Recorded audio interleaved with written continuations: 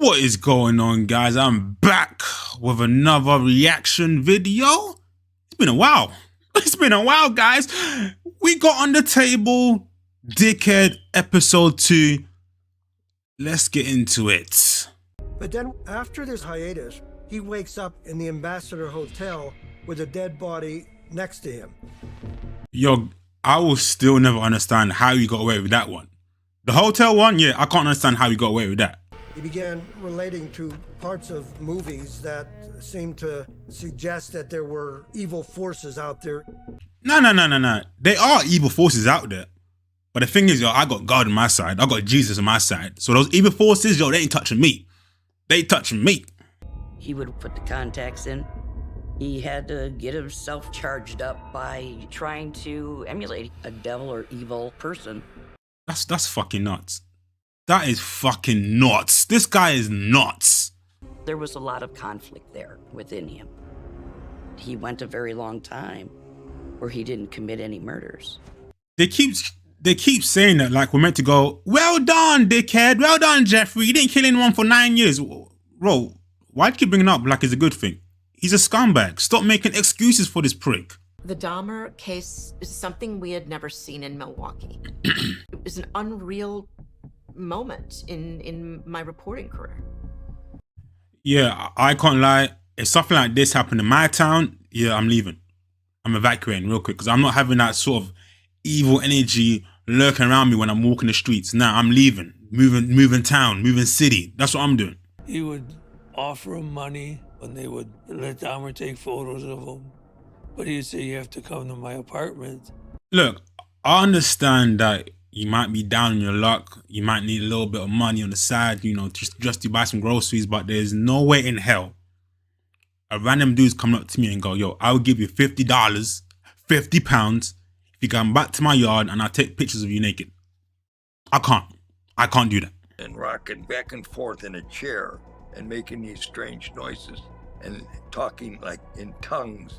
You see right there, while he's speaking in tongues, rocking back and forth, I'm smacking him. That is the opportunity. That's why I'm smacking him, leaving the yard real quick. Tracy flagged down a Milwaukee police squad. At first, he just wanted the handcuff off. I don't think he wanted to even give a lot of information as to how the handcuff was put on him. Yo, so being a black person at this time, walking up to the cops and saying, yo, something happened to me, and they look down and they see handcuffs on you, and they ask you, wait, why you got handcuffs there, buddy? I wouldn't answer that shit. I'd be like, yo, don't worry about that. Don't worry about that. Look, this white dude over there, yo, you try to do some weird shit. The handcuffs, don't worry about that. You shouldn't worry about that. I'm taking you to that guy, lock him up, and let's move on. Don't ask me stupid questions about the handcuffs. Don't worry about that. That's what I'll be saying. A head or heads in the refrigerator. The officer opened it.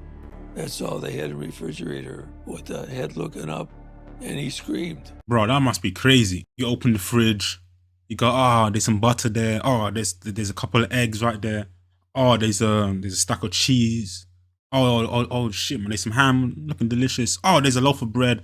Oh shit, there's a head. Like, I'd be like, that must be so shocking. Dahmer was taken into custody. He was taken down to police headquarters. Look, see me right there? If I was the police officer in that apartment at that time, I saw that, I open the fridge, I see a bunch of heads in that shit, I'm shooting. I'm shooting this dude real quick. No hesitation, I'm like, oops, it was by accident. I accidentally shot this guy 10 times in the face. Oops. You know, let's just move on. That's how I would have dealt with that situation. There's no way he'll be alive if I was a police officer in that time. And I saw that those bunch of heads here and all that crazy Polaroids in the bedroom. There's no way. There's no way Jeffrey Dickhead will be alive if I was in that apartment as a police officer with an armed weapon. He'd be gone. He'll be gone real quick. I have come to believe that that is a time that I actually encountered evil. But like I said, I got God on my side. I got Jesus on my side. And they preach, in the face of evil, you destroy them. So I would have destroyed that dickhead. I would have destroyed them. I would have destroyed them right there. Right there, no hesitation. I'd be like, yo, God told me to do it. We found plastic bags that contained tissue. I was able to identify a human heart and 11 human skulls. Guys, how would you guys react walking into that apartment and then you see all of this crazy shit? How would you guys react? Me, I'm going straight for dickhead. I'm putting hands on him. I have to put hands on him. He's getting stomped out. He has to feel these 10.5 Jordan 1s on his chest. I'm just saying. He has to. What was it in that caused you to want to kill them? The underlying force, I think, was obviously a warped sexual drive. Nah, you did it because you are an evil piece of shit. That's it. Simply put. He would mix the potions that would render the person asleep, and these are sleeping pills. And he would give them 5 or 7 of them in a coffee drink of some sort. Look, this is why, even before I watched this whole dickhead episodes and series and stuff like that, when I went to a person's house that I didn't know, or, you know, I went to a girl's yard I just met and we're just chilling, and she offered a drink, I would always say no. That was just always me. Like, I always had this paranoia that someone might try to drug my drink, kidnap me, or do some weird shit to me. So every time I went to a house here that I didn't know the person that well, that we just met, I didn't trust them. When they said, "Oh, would you like a drink?" I'd be like, "Nah, I'm good." He would kill somebody, the body would be upstairs in the bedroom, his grandmother would wake up, and Jeffrey would come down and have breakfast with her. That is crazy. You kill someone, you leave their body upstairs, you go back downstairs to have breakfast, have some Weetabix, some porridge, orange juice. You go, "Bye, grandma, have a good day." Then you go back upstairs doing that. Yo. What corpses, mannequins, and unconscious people all have in common is they don't make demands and they don't leave. I hate this guy. I actually hate this guy. I've never met him, but I hate him. I just fucking hate him. Jeffrey, do you have any friends? No. Did you ever go to a movie with a guy? No. Did you ever go to a party? No. Yeah, it sounds like these dudes are making excuses for this dude. No. If he didn't have any friends, that's his fault, bro. Learn how to socialize. Go out, meet some people. Go to a grocery store. Go to a coffee shop. Go to a library and start having conversations with random people. That's how you make friends. That's how you meet new people. Develop a social connection. He's just at home chilling by himself. That's his fault. That ain't no one else's fault but his. Stop making excuses for this prick. Often come across bones in the ground, and he just took a particular interest in some of the anatomy of these animals. You see right there? If I'm walking through the woods, and one of my friends just start touching some random bones on the floor, I'm like, "Yo, bro, don't do that. Don't be doing that around me, bro." Cause now I'm alert. Now I'm like, okay, what's this guy thinking now? And that garden shed was at one point used to hold a bone collection. Squirrel bones or rabbit bones or... So you're telling me that you weren't curious, or you weren't what's the word? Like, you weren't concerned why he was doing this?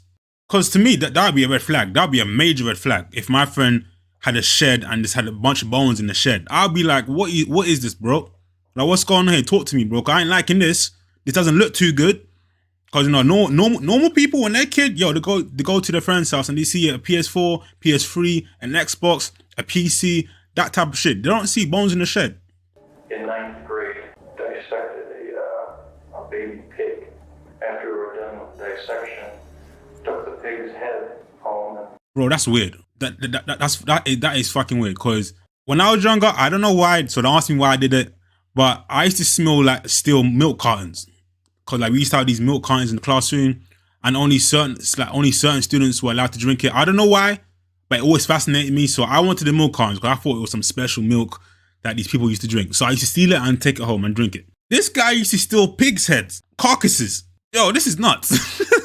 This is nuts. And sure enough, there's a felony case of sexual assault. Dahmer had been a known commodity to the police department. See, he was known, but they didn't do nothing about it. He was known, but they didn't do nothing about it. The boy was able to escape, got to his home in a somewhat drugged condition. His parents were quite concerned, eventually took him to the hospital. See, if that was my son, he came home all drugged up, I'd be, yo, hey boy, he did that. Who did that to you? It was some white guy down the road called, I think his name is Jeffrey. All right, honey, go get the gun. We going hunting. My recommendation really said that this person is too dangerous to be in the community. This person should be incarcerated. No, not incarcerated. He should be put in a coffin. Or whether it's law enforcement or whether it's the courts that failed to protect the victims. Boy was only 13 years old. Bro, ain't no way. Ain't no way no man is touching my 13-year-old kid. There ain't no way without no severe consequences. There has to be consequences, and there would be consequences. There's no way. My kid coming home and saying, yo, this man was touching me and putting his head in my chest. I'm going for the gun. Had the most beautiful hair. Back in the day, we called them Jerry curls. Honestly, I think they should make Jerry curls popular again. It has to make its comeback. It has to. Jerry curls, they have to make that comeback. Because when I think of Jerry curls, I think of MJ, Michael Jackson. So yeah, Jerry curls, they need to make a comeback. And they hopped out. I said goodbye to Tony and reminded him that, you know, if he needed a ride to call me before such and such a time. And they just walked up the street and I drove off. So a tip is, guys, women, men, whoever is watching this, if you're going to a person's house that you don't really know, I would always recommend texting a group of people or a couple of your friends saying, yo, this is my location. This is where I'm at right now. So if anything happens here, yo, roll through. He kept the full head, not just the skull, and he also kept his genitals. And he put them in an airtight container. He makes me sick. He makes me sick. Like sick. Sick to the core. This guy's a fucking dickhead. I swear to God. He put it in his locker at the chocolate plant where he worked. This was safer than having it at grandma's house where somebody could stumble upon it. Bro, do you know how comfortable, how cocky you have to be to go, I'm going to keep these bunch of corpses in a jar and then I'm going to bring him to work and leave him there. Do you know how comfortable and confident you have to be that you won't get caught to do that? Yo, this guy is diabolical. In the beginning, I was the prime suspect for the simple reason I was the last person to see Tony alive. Tony's family would ask me things like, are you giving us all the details? Yo, imagine that. Imagine people are now suspecting that you're the criminal in this situation, that they think that you killed him. I don't know, I would lose my head. I'd be like, what? You think I could do this? Like, really? I thought for sure they would send at least plainclothes officers. They were in full uniform. Guns, hats, badges, the whole thing. See, this is why no one likes the police. Because they're always here just to fuck up the vibe. I'm here partying. I'm here, shaking my thing, twerking, moving my body. We're listening to the new Drake album. We're all getting lit. And then these fucking pricks coming with guns out with their police uniform. Like, bro, get the fuck out the club. We don't want you here. Stop ruining the vibes. I decided I had to kind of just get a fresh start. I basically left my life in Milwaukee behind and moved out of the city. You see, me, I'm someone who's petty. So once the news comes out that the real guy, the real perpetrator was a guy called Jeffrey Dahmer, I'll go back to Milwaukee and go, yo, what now? I want an apology from all you fuckers. What now? Because these man literally got this guy running out the city because you guys made him feel that bad. He had to leave his whole life behind because you guys were accusing him. See, once the news came out that it's actually Jeffrey Dickhead that was doing that shit, I'm coming back and going, yo, what's going on now, bro? Where the apology at? Some of my actions that I did that evening helped this happen to Tony. Yeah, that's messed up as well, Like, fundamentally, he's the guy that actually drove him to, Dickhead's house. And then ultimately he got killed that night. So the guilt he must be feeling right now, oof. The odor in there was a culmination of death with the humidity, the blood. It was awful. See, if I was working for Febreze, the company, the air freshener company, I would use this as a perfect opportunity to do a good ad. So, I'd be in Dickhead's room and going, Do you hate the smell of blood, sweat, death, and evilness? Try the new Febreze. That's just me. What he couldn't control, his own little demon inside, is what we actually saw in his apartment. Guys, be truthful here, because I don't like no lies here. I don't like no fake fools around here. Be truthful in the comment section. Do you guys find this guy attractive? Because I'm seeing online, you know, on TikTok and on Twitter, whatever, people are, you know, doing compilations like, oh, this guy is so hot. Like, do you, like, let's forget all this nonsense he's done. That just objectively, like, looks-wise, do you find this guy attractive? Like, do you think he's an attractive person? Because the things I've been seeing online, the first traps on this dude, yo, I'm not liking that. So, like, guys, let me know in the comment section. Do you think this guy is attractive? She lived downstairs, and she had a crush on Jeff. How do you do that? How do you do that? What the hell is going on? She told me, she said, well, why don't you see if your neighbor across the hall will want to come over and play cards with us? Yo, this man used to get men, he used to get bitches. Yo, what's going on here, bro? Who is this dude? Was this guy this charismatic that he used to get everyone? Everyone just seemed to like him. Like, what's going on here? I'm confused. Jeez. And he straight out told me that he didn't want to come over. And so I said, well, hey, one of the women there, she kind of like you. He flat out told me that he was not interested. See, this is why women don't shoot their shots. This is why women don't shoot their shot, because they can't handle the rejection. So when you reject them like that, yo, they're not gonna do nothing. They're gonna be waiting for you to make the first move. Ugh. But women, please, don't be shy. If you like a dude, go and approach them. Let's move on from that. Oh, let me send them little signals like, you know, flattering your eyelids, like, or give them that look like. Nah, let's forget about all those subliminals. If you like someone, if you like a dude, approach. Jeffrey was able to fool people in situations where it was critically important to do that. See, this is why I don't feel sorry for him when they say, oh, he had no friends or he didn't speak to no one. People were trying to speak to him. People were inviting him to poker games. But he said no. So then you can't go, oh, I feel alone, I feel lonely. But then when people are actively trying to bring you into their social life, bring you into their social circle, and you say no, then that's on you, bitch. Like, I feel so for you, you dickhead. Dahmer could be an engaging person. He enticed many people into his apartment, but they had no idea that they were walking into a viper's nest. Well, was he enticing them, or was it the $50? Polaroid photographs that depicted Dahmer's previous victims before, during, and after dissection. I can't explain how much I hate this dude. To see people cut in real life, it takes on a whole different scope. I had nightmares with it. This is why I can't do this line of work. This is why I can't, you know, be a doctor or let's say be a detective, because you guys, they see a lot of crazy shit. They see a lot of corpses, dead bodies. They see madness. I like sleeping. I like having my 8 hours of sleep. So I don't want anything to interrupt that. How many people know what their neighbor does once they go inside and close their door? That's true. I said this, I think it was in another reaction video of Dickhead. It's like, we have no idea what our neighbors are doing. Yeah, we can see them outside. We can, you know, give each other pleasantries. Or, how you doing? How's your dog? How's your wife? Or, look at the weather, it's nice, blah, blah, blah. We can go all through that.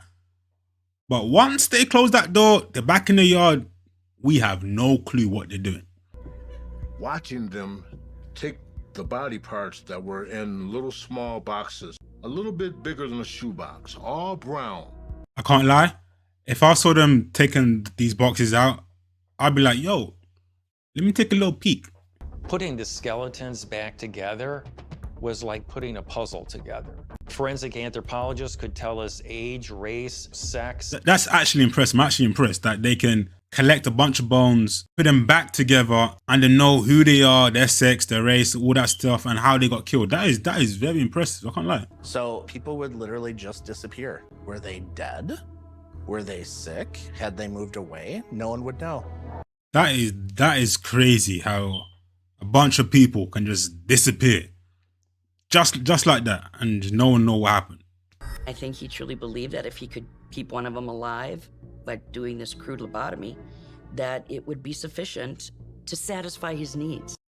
He's a diabolical scumbag. That's all he is. Just others here in Milwaukee are wondering how police couldn't have known, especially since Dahmer was a convicted sex offender.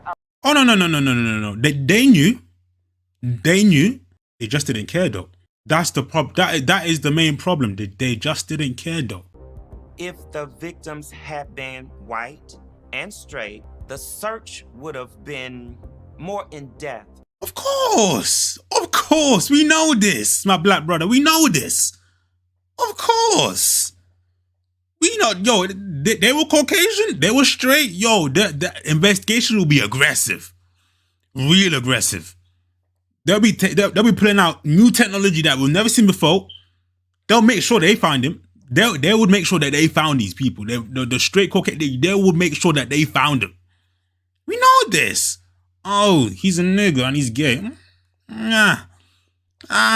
This is sweep it under the rug. Oh, it happened. Let's move on. But if he was straight, if he was Caucasian, they'll turn into Bruce Wayne. They'll turn into Batman. The way they'll investigate that shit. They'll get the back computer. They'll bring out the back computer to find those people. There's a real question as to whether or not the police department sufficiently followed up on those missing people. Yes. That's how they fought. That's how they fought. We all know this. That's how they fought. Woo, that was episode 2 of Dickhead Conversation Tapes. Yeah, there's what else can you say about this guy? What else can you say about this guy? He's a scumbag. He done a lot of bad things. Gladly, he got his comeuppance. Gladly, about time. And, you know, like the guy said, yo, if these guys were straight, Caucasian, yo, these guys are turning into Batman.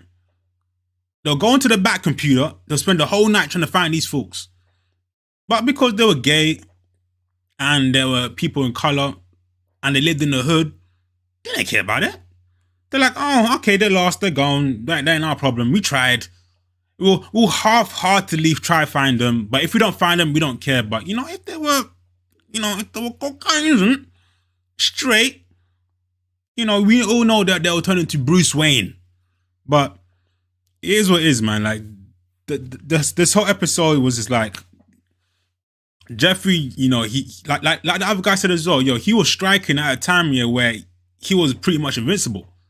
But like the guy said, yo, there were the AIDS things going on, people disappearing for no reason.